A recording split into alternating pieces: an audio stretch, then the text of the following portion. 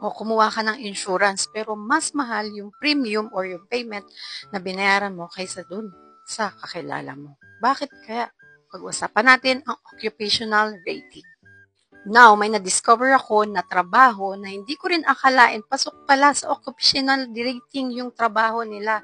And magugulat ka. Kaya tapusin mo din ang video na to.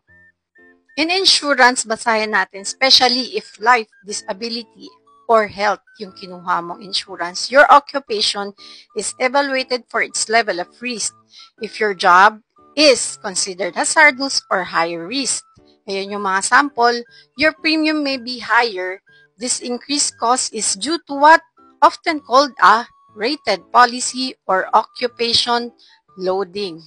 Ano-ano yung mga list ng occupation na possible na moderate or high risk na occupation? Post mo na lang para makita mo.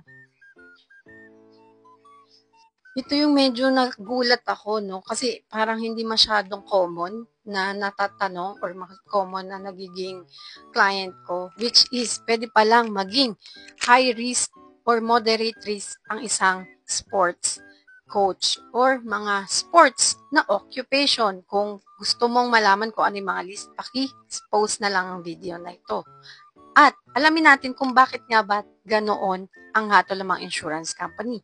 Kung babalikan natin, considered as high risk o hazardous yung trabaho na napili natin kasi merong physical risk na involved or also depende pa rin sa severity ng ginagawa natin na sa trabaho natin. For example, no, nagkaroon ng tinamaan sa ulo and then nagkaroon ng brain damage or may parts sa body natin sa trabaho na possible maputol dahil sa umaakit tayo sa mataas.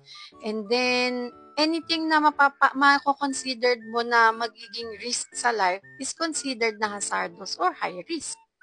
And that's it. Nawa, nakatulong ako sa iyo sa araw na to and nakadagdag sa knowledge na meron ka ngayon. And don't forget to follow me on this account. Thank you!